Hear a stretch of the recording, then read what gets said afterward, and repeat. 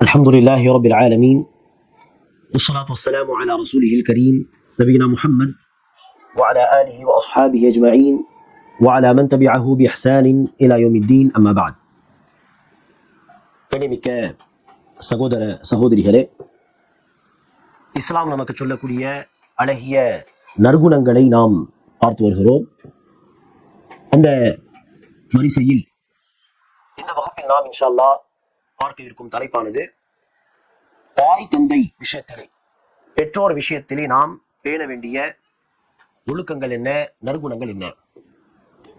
அன்பானவர்களே, குர்ஆனில் ஒன்றுக்கு மேற்பட்ட வசனங்களில் அல்லாஹ் சுப்ஹானஹு வ தஆலா தன்னுடைய உரிமைக்கு பிறகு அல்லாஹ்வுக்கு அடியார்களாகிய நாம் என்ன செய்ய வேண்டுமோ, எந்த உரிமையை அல்லாஹ்வுக்கு கொடுக்க வேண்டுமோ அந்த உரிமையை குறித்து பேசிவிட்டு அடுத்தபடியாக இரண்டாவதாக அல்லாஹ் சுப்ஹானஹு வ தஆலா குறிப்பிடும் உரிமைதான் பெற்றோருடைய உரிமை. ஒன்றுக்கு மேற்பட்ட வசனங்களில். அந்த வகையில் 5வது அத்தியாயம் 4வது அத்தியாயம் நிசா அத்தியாயம் 36வது வசனம் அல்லாஹ் சொல்கிறான், வஅபுதுல்லாஹ் வலா துஷ்ரிகு பிஹி ஷைஆ. இன்னும் மக்களை நீங்கள் அல்லாஹ்வை வணங்குங்கள், வணக்கத்திற்குரிய உண்மையான இறைவனாகிய அந்த அல்லாஹ்வை வணங்குங்கள், அந்த அல்லாஹ்வுக்கு எதையும் யாரையும் இணையாக்காதீர்கள் என்று அல்லாஹ்வுக்காக நாம் செய்ய வேண்டிய அந்த கடமையை சொல்லி முடித்த பிறகு இரண்டாவதாக அல்லாஹ் சொல்கிறான், ஒபில் வாலிதைனி இஹ்சானா, பெற்றோருடன் நன்மையான முறையில் நடந்து கொள்ளுங்கள், பெற்றோருக்கு நன்மை செய்யுங்கள், உபகாரம் செய்யுங்கள் என்று இரண்டாவதாக அல்லாஹ் சொல்லக்கூடிய கடமை பெற்றோருக்காக நாம் நன்மை செய்வது, உபகாரம் செய்வது. ஒபிதில் குர்பா வல் யதாமா வல் மசாக்கீன், உறவினர்கள், அனாதைகள், வறியவர்கள், ஏழைகள், வல் ஜாரிதில் குர்பா, அண்டை வீட்டார், அதே போல அந்த அண்டை வீட்டார் உறவினர்களாக இருந்தாலும் சரி அல்லது பக்கத்தில் இருக்கக்கூடிய அண்டை வீட்டார் என்கிற அந்த முறையில் இருந்தாலும் சரி என்று அல்லாஹ் சுப்ஹானஹு வ தஆலா இன்னும் பிரயாணிகள் இவர்களுக்கெல்லாம் நன்மை செய்யுங்கள் என்று கட்டளையிடுகிறார். அதே போல அன்பானவர்களே, பனி இஸ்ராயில் அத்தியாயம் 23வது வசனம், அந்த வசனத்திலும் பாருங்கள் அல்லாஹ் சொல்கிறான், வகதா ரப்புக அல்லா தஅபுது இல்லா இய்யாஹ். உமது இறைவன் அல்லாஹ் உபதேசம் செய்கிறான். என்ன உபதேசம்? அல்லா தஅபுது இல்லா இய்யாஹ், அவனை தவிர எதையும் யாரையும் நீங்கள் வணங்கக்கூடாது. இது முதல் உபதேசம். இரண்டாவது உபதேசம் என்ன? ஒபில் வாலிதைனி இஹ்சானா, பெற்றோருக்கு நன்மை செய்யுங்கள், பெற்றோருக்கு உபகாரம் செய்யுங்கள். இம்மா யபுலுகன்ன இந்தகல் கிபர அஹதுஹுமா அவ் கிலாஹுமா, பெற்றோரில் இருவரும் அல்லது இருவரில் ஒருவர் முதுமை அடைந்த நிலையில் உங்களிடத்தில் இருந்தால் ஃபலா தகுல் லஹுமா உஃபின், அவர்களை பார்த்து சி என்கிற அந்த வார்த்தை கூட சொல்லாதீர்கள். ஏதாவது வேலை கொடுத்தால் இங்கே ஒரு சத்தம் போடுவோமே, அந்த வார்த்தை கூட நீங்கள் சொல்லாதீர்கள். வலா தன்ஹர்ஹுமா வகுல் லஹுமா கௌலன் கரீமா, அவர்களை விரட்டாதீர்கள், கடுமையாக பேசாதீர்கள், மாறாக அழகிய வார்த்தையை கொண்டு பேசுங்கள், கண்ணியமாக பேசுங்கள் என்று அல்லாஹ் சுப்ஹானஹு வ தஆலா சொல்கிறான். அதற்கு அடுத்த வசனத்திலே அவர்கள் முன்னால் பணிவாக நடந்து கொள்ள வேண்டும், மேலும் அவர்களுக்காக பிரார்த்தனை செய்ய வேண்டும் என்று அல்லாஹ் சுப்ஹானஹு வ தஆலா கட்டளையிடுகிறான். அன்பானவர்களே, அல்லாஹ் சுப்ஹானஹு வ தஆலாவுடைய உரிமைக்கு பிறகு குர்ஆனிலும் அடுத்து நாம் சில ஹதீசுகளையும் பார்ப்போம். சில ஹதீசுகளிலும் பெற்றோருடைய உரிமைதான் சொல்லப்பட்டு இருக்கிறது. அந்த வகையில் அன்பானவர்களே, ஹதீஸை பாருங்கள். நபிகள் நாயகம் ஸல்லல்லாஹு அலைஹி வஸல்லம் அவர்களிடத்தில் கேட்கப்பட்டது, ஐயுல் அமலி அஹப்பு இலல்லாஹ், அல்லாஹ்விடத்தில் மிக பிரியமான வணக்கம், பிரியமான அமல் எது? அதற்கு நபி ஸல்லல்லாஹு அலைஹி வஸல்லம் சொன்னார்கள், அஸ்ஸலாத்து அலா வக்திஹா, தொழுகையை அதற்குரிய நேரத்தில் தொழுது விடுவது, இதுதான் மிக சிறந்த அமல். பிறகு ரசூலுல்லாஹி கேட்கப்பட்டது, சும்ம ஐயு, பிறகு எது மிக சிறந்த அமல்? கால சும்ம பிர்ருல் வாலிதைன், பிறகு பெற்றோருக்கு நன்மை செய்வது, பெற்றோருக்கு கட்டுப்படுவது, இதுதான் மிக சிறந்த அமல், மிக சிறந்த நன்மை. பிறகு எது என்று கேட்கப்பட்டது. அதற்கு நபி ஸல்லல்லாஹு அலைஹி வஸல்லம் அவர்கள் அல் ஜிஹாது ஃபீ ஸபீலில்லாஹ், அல்லாஹ்வின் பாதையில் தேவைப்படும் பொழுது அறப்போர் புரிவது என்று நபி ஸல்லல்லாஹு அலைஹி வஸல்லம் அவர்கள் சொன்னார்கள். அன்பானவர்களே, அல்லாஹ்வுடைய கடமைக்கு பிறகு மிக மகத்தான ஒரு கடமைதான் பெற்றோருக்கு நாம் செய்யக்கூடிய கடமையாகும். பெற்றோருக்கு நன்மை செய்வது, பெற்றோருக்கு கட்டுப்படுவது, பெற்றோருக்கு உபகாரம் செய்வது. அன்பானவர்களே, இது எந்த அளவுக்கு பெரிய நன்மையோ அதே அளவுக்கு பெற்றோருக்கு மாறு செய்வதும், பெற்றோரை நோவினை செய்வதும், பெற்றோரை அவமதிப்பாக நடத்துவதும் இது பெரும் பாவங்களில் ஒன்றாகும். ஆக அபூ பக்ரா என்கிற சஹாபி அறிவிக்கிறார்கள், நபி ஸல்லல்லாஹு அலைஹி வஸல்லம் கூறினார், அலா உனப்பிஉக்கும் பிஅக்பரில் கபாயிர், பெரும் பாவங்கள் என்ன என்பதை நான் உங்களுக்கு அறிவிக்க வேண்டாமா? 3 தடவை ரசூல் அவர்கள் கேட்டார்கள். சஹாபா சொன்னார்கள், ஏன் இல்லை யா ரசூலுல்லாஹ், சொல்லுங்கள் பெரும் பாவங்கள் என்ன? அதற்கு நபி ஸல்லல்லாஹு அலைஹி வஸல்லம் அவர்கள் கூறினார், அல் இஷ்ராக்கு பில்லாஹ், அல்லாஹ்வுக்கு இணை வைப்பது முதலாவது ரசூல் சொன்ன பாவம் இந்த ஹதீஸிலே. வ உகூகுல் வாலிதைன், பெற்றோருக்கு மாறு செய்வது, அவர்களை கஷ்டப்படுத்துவது, நோவினை செய்வது. இந்த 2 பாவங்களை சொன்ன பிறகு நபிகள் நாயகம் சாய்ந்து உட்கார்ந்திருந்த நபிகள் நாயகம் நேராக நிமிர்ந்து உட்கார்ந்து சொன்னார்கள், மூன்றாவதாக அலா வ கௌலு ஸூர், பொய் சாட்சி சொல்வதும் பெரும் பாவம் என்பதாக. அன்பானவர்களே, பெற்றோருக்கு உபகாரம் செய்வது, நன்மை செய்வது மகத்தான ஒரு வணக்கம் என்று சொன்னால், அதே போல பெற்றோரை கஷ்டப்படுத்துவது, பெற்றோருக்கு மாறு செய்வது மிகப்பெரிய ஒரு பாவமாகவும் இருக்கிறது என்பதை நாம் கவனத்தில் கொண்டாலே, நமக்கு பெற்றோர் இருந்தால் நாம் அவர்களை அரவணைப்போம், அவர்களுக்கு நன்மை செய்வோம், அவர்களை எப்போதும் நாம் என்ன செய்ய மாட்டோம், நோவினை செய்ய மாட்டோம். அன்பானவர்களே, இப்போது நாம் இன்ஷா அல்லாஹ் பெற்றோருக்கு நன்மை செய்தால், உபகாரம் செய்தால் நமக்கு என்ன நன்மை கிடைக்கும், அதே போல எப்படி நாம் அவர்களோடு நடந்து கொள்ள வேண்டும் என்பதை குறித்து சில விஷயங்களை பார்க்கலாம். அன்பானவர்களே, பெற்றோருக்கு நாம் உபகாரம் செய்தால், பெற்றோருடன் நல்ல விதத்தில் நாம் நடந்து கொண்டால், நன்மையான விதத்தில் நடந்து கொண்டால், அல்லாஹ் சுப்ஹானஹு வ தஆலாவுடைய திருப்தி நமக்கு கிடைக்கும். பெற்றோருடன் நாம் நல்ல விதத்தில் நடந்து கொள்ளவில்லை என்று சொன்னால், அல்லாஹ் சுப்ஹானஹு வ தஆலா நம்மை குறித்து அதிருப்தி அடைந்து விடுவான், கோபப்படுவான். நபி ஸல்லல்லாஹு அலைஹி வஸல்லம் அவர்கள் ஒரு ஹதீஸிலே சொல்கிறார்கள், ரிதா ரப்பி ஃபி ரிதல் வாலித் வ சഖத்து ரப்பி ஃபி சഖத்தில் வாலித், அல்லாஹ்வுடைய பொருத்தம் தந்தையின் பொருத்தத்தில் இருக்கிறது, அல்லாஹ்வின் அதிருப்தி தந்தையின் அதிருப்தியில் இருக்கிறது. அல்லாஹ்வின் திருப்தி பெற்றோரின் திருப்தியிலும், அல்லாஹ்வின் அதிருப்தி, அல்லாஹ்வின் கோபம் பெற்றோரின் அதிருப்தியிலும் கோபத்திலும் இருக்கிறது என்று நபி ஸல்லல்லாஹு அலைஹி வஸல்லம் அவர்கள் சொன்னார்கள். ஆக இந்த ஹதீஸ் ஒரு பக்கம் நமக்கு அல்லாஹ் சுப்ஹானஹு வ தஆலாவுடைய திருப்தியை பெறுவதற்கான வழி என்ன, அதாவது பெற்றோருக்கு உபகாரம் செய்வது, பெற்றோரை திருப்திப்படுத்துவது என்பதை ஒரு பக்கம் சொல்கிறது என்றால், இன்னொரு பக்கம் கடுமையான எச்சரிக்கையும் இந்த ஹதீஸில் இருக்கிறது. நம்முடைய நடத்தை, நம்முடைய பேச்சு, நம்முடைய செயல்பாடுகள் காரணமாக நம்முடைய பெற்றோர், நம்முடைய சொந்த பெற்றோர் நம் மீது அதிருப்தியாக இருந்தால், கோபமாக இருந்தால், அல்லாஹ்வும் அந்த நேரம் நம் மீது கோபமாக இருப்பான், அதிருப்தியாக தான் இருப்பான் என்பதற்கு இந்த ஹதீஸ் ஒரு ஆதாரம். அன்பார்வர்களே, பெற்றோர் விஷயத்தில் நாம் பேண வேண்டிய அஹ்லாக் என்ன என்று பார்க்கும் பொழுது, முதலாவதாக பெற்றோருக்கு நன்றி உள்ளவர்களாக நாம் இருக்க வேண்டும். பெற்றோருக்கு நன்றி உள்ளவர்களாக இருக்க வேண்டும், தேங்க்ஃபுல்லாக இருக்க வேண்டும். லுக்மான் என்கிற அத்தியாயத்தின் 14வது வசனத்திலே அல்லாஹ் சொல்கிறான், வஸைனல் இன்சான பிவாலிதைஹி ஹமலத்ஹு உம்முஹு வஹனன் அலா வஹன் வஃபிஸாலுஹு ஃபீ ஆமைன் அனிஷ்குர் லீ வலிவாலிதைக் இலையல் மஸீர். அல்லாஹ் சுப்ஹானஹு வ தஆலா சொல்கிறான், நாங்கள் மனிதனுக்கு உபதேசம் செய்தோம், பெற்றோர் விஷயத்திலே நல்லபடியாக நடந்து கொள்ள வேண்டும் என்று நாம் மனிதருக்கு உபதேசம் செய்தோம் என்று சொல்லும் பொழுது அல்லாஹ் அடுத்து சொல்கிறான், அந்த பெற்றோரில் குறிப்பாக தாய் பலவீனத்துக்கு பிறகு பலவீனம் என்று பல பலவீனங்களை தாங்கி கொண்டுதான், பல கஷ்டங்களை, சிரமங்களை தாங்கி கொண்டுதான் அந்த பெண்மணி ஒரு குழந்தையை பெற்றெடுக்கிறாள். அந்த குழந்தையை சுமக்கும் பொழுது பலவிதமான பிரச்சனைகள், பெற்றெடுக்கும் பொழுது பலவிதமான பிரச்சனைகள், பெற்றெடுத்த பிறகு வளர்த்து ஓரளவுக்கு அந்த குழந்தைகளை பெரிய ஆளாக்குவது என்பது பெரிய ஒரு தியாகம். ஆக பல பலவீனங்கள், பல சவால்களை தாண்டிதான் ஒரு பெண் நினைச்சுகிறாள், ஒரு குழந்தையை பெற்றெடுக்கிறாள், வளர்க்கிறாள். ஆக அப்படிப்பட்ட தாயையும், அதே போல உழைத்து கஷ்டப்பட்டு வீட்டை நடத்தக்கூடிய இந்த தந்தையையும் நல்ல விதத்தில் நாம் நடத்த வேண்டும் என்பதை சொல்லிவிட்டு அல்லாஹ் சொல்கிறான், அனிஷ்குர் லீ வலிவாலிதைக். இங்கும் பாருங்கள், அல்லாஹ் தனக்கு பிறகு பெற்றோரை குறிப்பிடுகிறான். மேலும் எனக்கும் மேலும் பெற்றோருக்கும் நன்றி உள்ளவர்களாக இருங்கள் என்று நாம் மனிதனுக்கு உபதேசம் செய்தோம் என்று அல்லாஹ் சுப்ஹானஹு வ தஆலா சொல்கிறான். ஆக பெற்றோருக்கு நன்றி உள்ளவர்களாக நாம் இருக்க வேண்டும். ஒரு முறை அன்பானவர்களே, ஒரு நபர் தன் தாயை முதுகில் சுமந்த விதத்திலே ஹஜ்ஜுடைய கடமைகள் எல்லாவற்றையும் செய்கிறார்.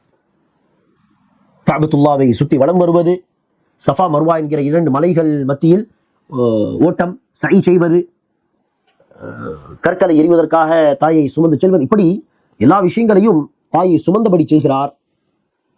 இவ்வாறு தவாஃப் செய்து முடித்த பிறகு அந்த நபர் வந்து தன் தாயை சுமந்தபடி தவாஃப் செய்த வண்ணம் இந்த வரிகளை சொல்கிறார். இன்னி லஹா பஈருஹல் முதல்லல் இன் உذعرت ركابها لم உذعரி ما حملت وأرضعتني أكثر الله ربي ذو الجلال الأكبر என்கிற இந்த கவிதைகளை பாடிக்கொண்டு என்னுடைய தாய்க்கு நான் தான் ஒரு சவாரி மாதிரி, கழுதை மீது சவாரி செய்வது போல், குதிரை மீது சவாரி செய்வது போல் என்னுடைய தாய்க்கு என்னுடைய முதுகுதான் சவாரி.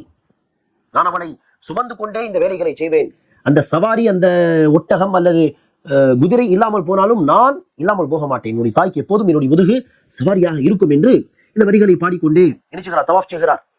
அடுத்து வந்து நபித்தோழர் இப்னு உமர் ரலியல்லாஹு அன்ஹுமா அவர்களிடத்தில் கேட்கிறார். இப்னு உமர் அவர்களே, பாருங்கள், நான் என்னுடைய தாயை சுமந்து தவாஃப் செய்திருக்கிறேன், இந்த ஹஜ்ஜுடைய இந்த கடமைகளை செய்திருக்கிறேன். என்னுடைய தாய்க்கு செய்ய கடமைகளை இவ்வாறு நான் செய்து முடித்து விட்டேனா என்று கேட்க இப்னு உமர் சொன்னார்கள், இல்லை, ஒருபோதும் இல்லை. உன்னை சுமக்கும் பொழுது, கர்ப்பமாக இருக்கும் பொழுது ஏற்பட்ட வலியின் காரணமாக தாய் இந்த வலி தாங்க முடியாமல் கத்தியிருப்பானே, அந்த ஒரு வலிக்கு ஈடாக கூட இந்த காரியம் அமையாது. ஆக ஒரு சில கடமைகளை செய்துவிட்டு நாம் தாய் தந்தையுடைய கடமைகளை செய்து விட்டோம் என்று எண்ணிவிடக் கூடாது. மாறாக அவர்களுடைய இறுதி காலம் வரை நாம் நம்முடைய வாழ்க்கையில் அவர்கள் முதுமை அடைந்து உயிரோடு இருந்து மரணித்தால் அவர்களுடைய இறுதி காலம் வரை நாம் அவர்களுக்கு பணிவிடை செய்ய வேண்டும் என்பதை இப்னு உமர் உணர்த்துகிறார்கள். அடுத்ததாக அன்பானவர்களே, தாய் தந்தையோடு பேசும் பொழுது நளினமாக, மென்மையாக, சாஃப்டாக, லீனியன்ட்டாக பேச வேண்டும். கடுகடுப்பாக, கோபமாக பேசக்கூடாது. கடுமையான வார்த்தைகளை பயன்படுத்தவே கூடாது. மிக மென்மையாக பேசுவது கட்டாய கடமை. அல்லாஹ் சுப்ஹானஹு வ தஆலா சொன்ன அந்த வசனத்தை ஏற்கனவே நாம் சொன்னோம். ஷீ என்று கூட சொல்லக்கூடாது, விரட்டக்கூடாது, கடுமையாக பேசக்கூடாது. மாறாக கண்ணியமான வார்த்தைகளை கொண்டுதான் பேச வேண்டும், பணிவாக நடந்து கொள்ள வேண்டும் என்று அல்லாஹ் சுப்ஹானஹு வ தஆலா பனி இஸ்ராயீல் அத்தியாயம் 23, 24 வசனத்திலே குறிப்பிடுகிறான். அன்பானவர்களே, ஒரு முறை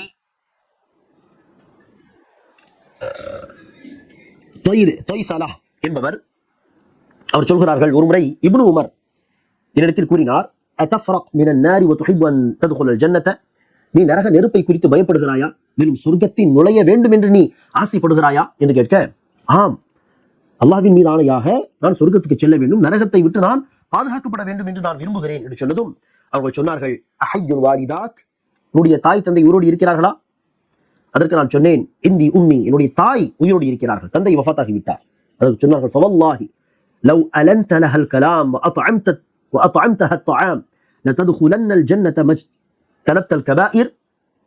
அல்லாஹ் மீதானையாக அந்த தாயோடு நீ மென்மையாக பேசி அவர்களுக்கு உணவளித்து அவர்கள் செய்ய வேண்டிய கடமைகளை எல்லாம் செய்து பெரும் பாவங்களை நீ தவிர்த்து வாழ்ந்தால் உனக்கு சொர்க்கம் என்பது நிச்சயம், நரகத்தை விட்டு நீ நிச்சயமாக பாதுகாக்கப்படுவாய் என்று இப்னு உமர் ரலியல்லாஹு அன்ஹுமா உபதேசம் செய்கிறார்கள். அவர்கள் செய்த உபதேசம் எல்லாம் குர்ஆன் ஹதீஸில் சொல்லப்பட்ட உபதேசங்கள் தான். இப்ராஹிம் அலைஹிஸ்ஸலாத்து வஸ்ஸலாம் அவர்கள் தன்னுடைய தந்தை அவர்கள் சிலைகளை உருவாக்கி விற்பனை செய்யக்கூடியவர், இவரோ ஏகத்துவ கொள்கையின் பக்கம் அழைக்கக்கூடியவர். ஆனால் பாருங்கள், தன்னுடைய தந்தையிடம் உபதேசம் செய்த பொழுது ஒவ்வொரு முறையும் யா அபதி, யா அபதி என்றுதான் சொல்கிறார். அரபியில் என் தந்தையே என்று சொல்வதாக இருந்தால் யா அபி, என் தந்தையே. ஆனால் யா அபதி என்று சொன்னால் என் அருமை தந்தையே, கண்ணியமிக்க என் தந்தையே என்கிற ஒரு செல்லமும் பாசமும் கண்ணியமும் சேர்ந்த ஒரு வார்த்தை தான் யா அபதி.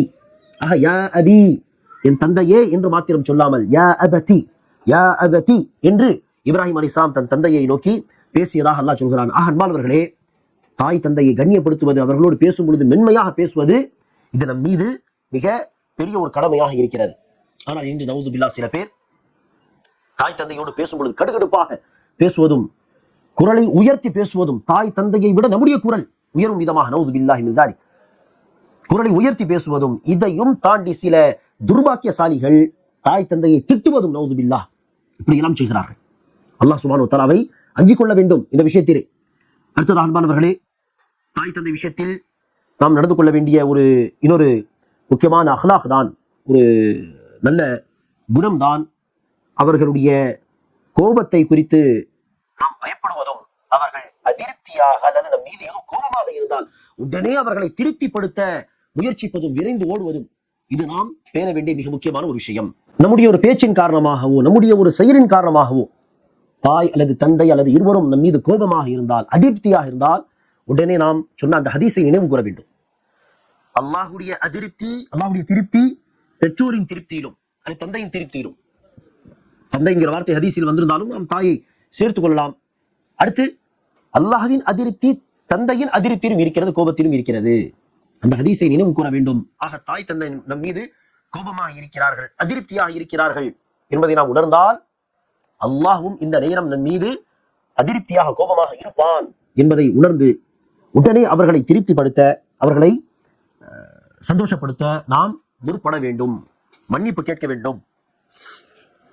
அடுத்ததாக அன்பார்ந்தவர்களே, இத்தொடர்பான ஒரு ஹதீஸை பாருங்கள். நபி ஸல்லல்லாஹு அலைஹி வஸல்லம் கூறினார்கள், ஸலாசு தஅவாத்தின் முஸ்தஜாபாத் லஹுன்ன, 3 பிரார்த்தனைகள் உண்டு, அந்த 3 பிரார்த்தனைகள் நிச்சயமாக ஏற்றுக்கொள்ளப்படும், அது மறுக்கப்படாது.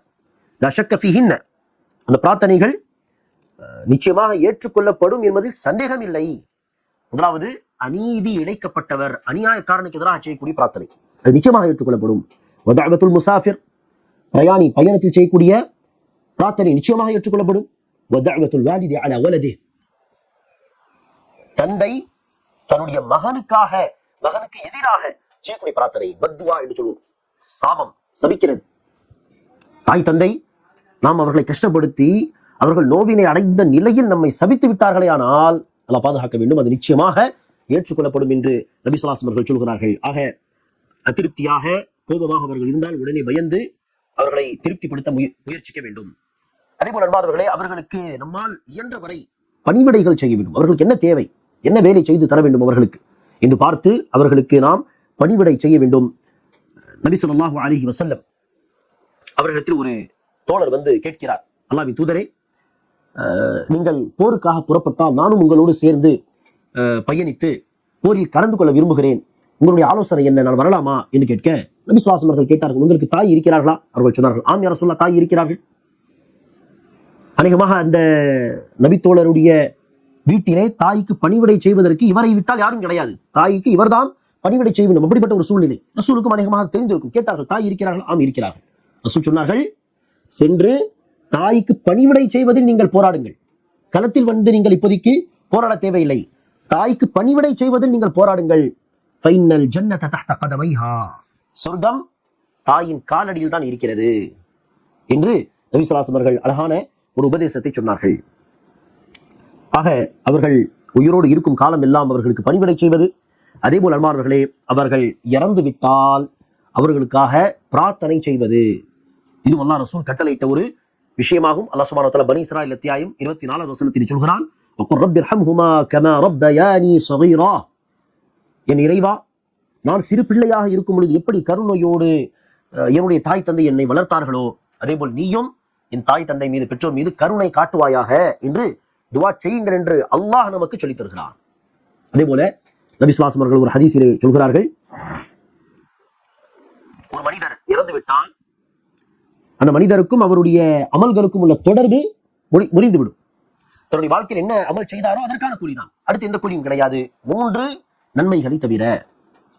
ஒரு நன்மை என்ன? நிலையான தர்மம், தொடர்ந்து மக்களுக்கு பயன் சேர்க்கும் விதமான ஒரு தர்மத்தை செய்து விட்டார். இவர் இறந்து விட்டார், தர்மம் செய்தவர், ஆனால் இறந்து விட்டாலும் அவர் செய்த தர்மம் மக்களுக்கு பயனளிக்கும் காலமெல்லாம் அல்லாஹ் அவருக்கு நன்மையை வழங்கிக் கொண்டே இருப்பான். அதே போல பயன் தரும் கல்வி, பயன் தரக்கூடிய கல்வியை சிலருக்கு சொல்லிக் கொடுத்து இறந்து விட்டார், ஆனால் அந்த கல்வியை கொண்டு மக்கள் பயனடையும் காலமெல்லாம் சொல்லிக் கொடுத்தவருக்கு நன்மை போய் சேரும். அதே போல ரசூல் சொன்னார்கள், பிரார்த்தனை செய்யும் பிள்ளைகளை விட்டு செல்வது. இவர் இறந்து விட்டார், ஆனால் அவருடைய பிள்ளைகள் உயிரோடு இருக்கிறார்கள், அவர்கள் அடிக்கடி அல்லாஹ்விடத்தில் தன்னுடைய பெற்றோருக்காக துஆ செய்கிறார்கள் என்று சொன்னால், துஆ செய்யும் பொழுதெல்லாம் அல்லாஹ் அந்த பெற்றோருக்கு நன்மை தருவான்.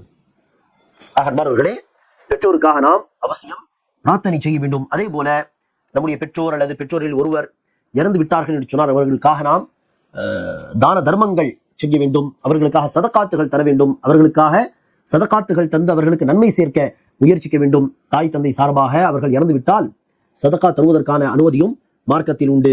இது எல்லாமே அன்பானவர்களே தாய் தந்தை விஷயத்தில் மார்க்கம் சொல்லக்கூடிய ஒரு சில உபதேசங்கள், இன்னும் பல உபதேசங்கள் உண்டு. இந்த நற்குணங்களை எல்லாம் தாய் தந்தை விஷயத்தில் நாம் பேணி நடக்கக்கூடிய நன்மக்களாக இருக்க வேண்டும். தாய் தந்தைக்கு, பெற்றோருக்கு நல்ல பிள்ளைகளாக இருக்க வேண்டும். அல்லாஹ் சுப்ஹானஹு வ தஆலாவின் உண்மையான அடியார்களாக இருக்க வேண்டும்.